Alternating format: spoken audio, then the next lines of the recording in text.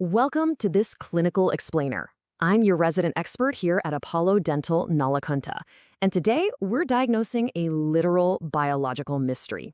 Every single year, like clockwork, seasonal bad breath crops up. Why exactly does our oral health take a sudden massive hit just because the weather changes outside? Well, we're going to break down the exact clinical causes and, more importantly, the specific treatments you need to fix it.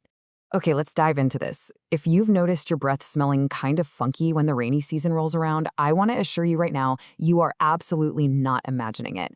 We see patients from all over Nallakunta, Shivam Road, and really everywhere around here coming in with this sudden, super noticeable uptick in oral odor during Hyderabad monsoons.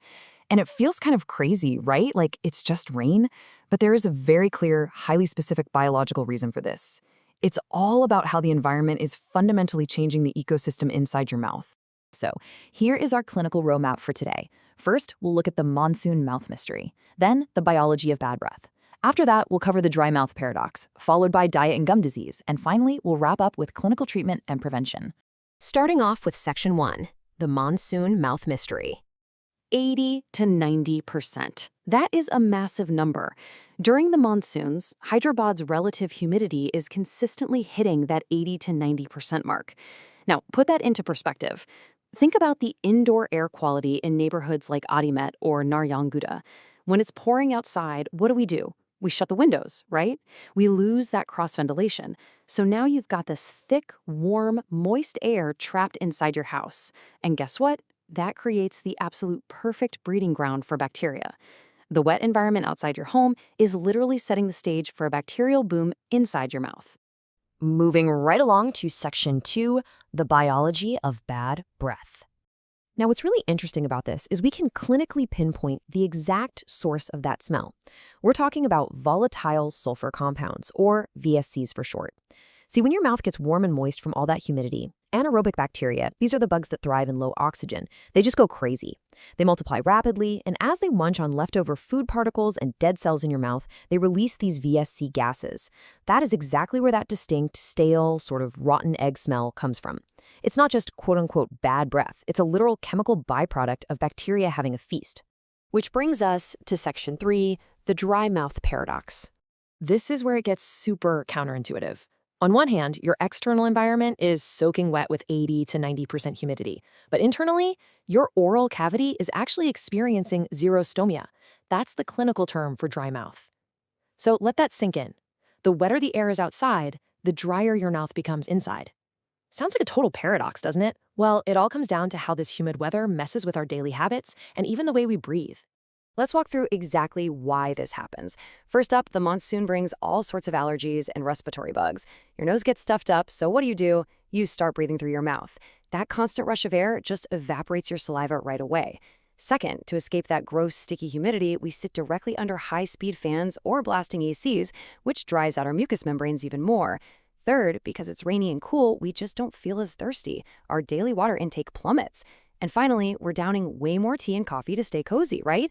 Well, those are diuretics. They actually increase fluid loss. So add all that up and you get way less saliva. And guys, saliva is your mouth's built-in defense system. It literally washes away debris and dilutes bacteria. When it's gone, those VSC-producing bacteria are free to multiply completely unchecked. Let's look at Section 4, diet and gum disease. Okay, we really have to talk about the monsoon diet. I mean, let's be real, we all love grabbing some spicy mirchi bhajis near Vidyanagar or sipping sweet chai with pakoras over in Barkatpura when it's pouring out. It's the best. But clinically, these foods are basically double trouble. The onions and garlic are packed with sulfur compounds that hang around in your bloodstream and breath for hours.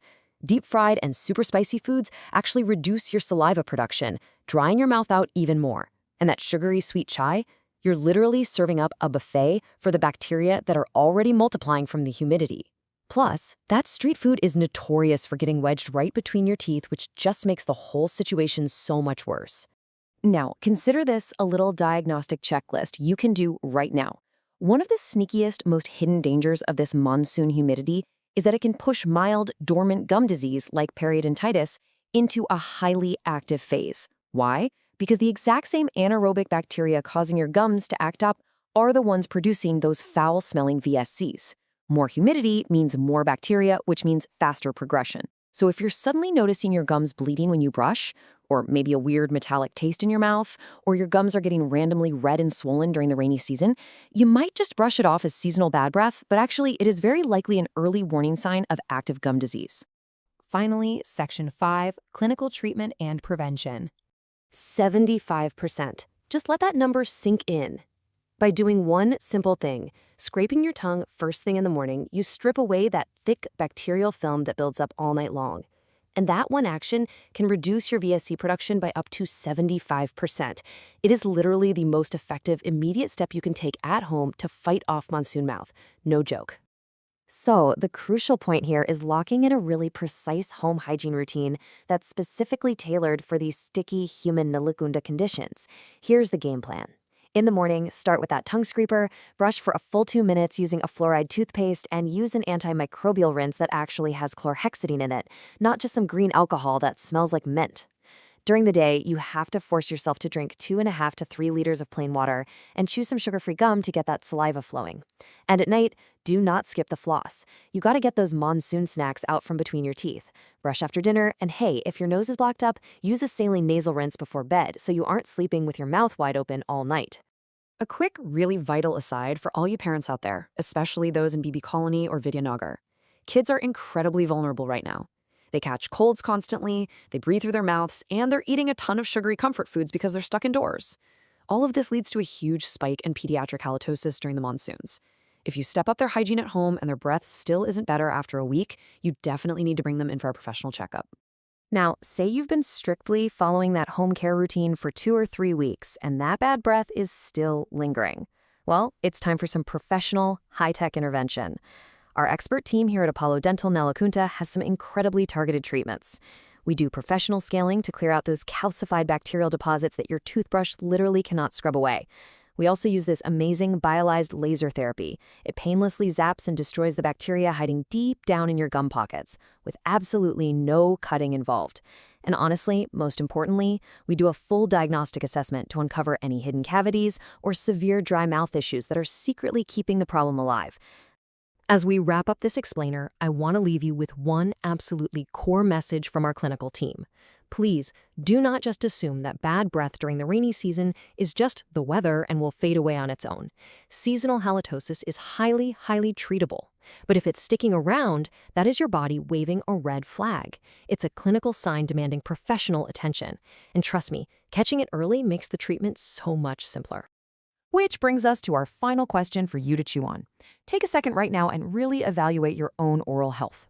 Is your seasonal bad breath just a temporary side effect of the monsoon weather and all those amazing street snacks? Or is it a warning sign, hiding a much deeper clinical issue? Keep drinking that water, keep cleaning your tongue, and if the problem just won't quit, do not hesitate to come see us for a professional diagnostic checkup. Thank you so much for hanging out with me for this clinical explainer. Stay fresh, stay healthy, and I'll catch you next time.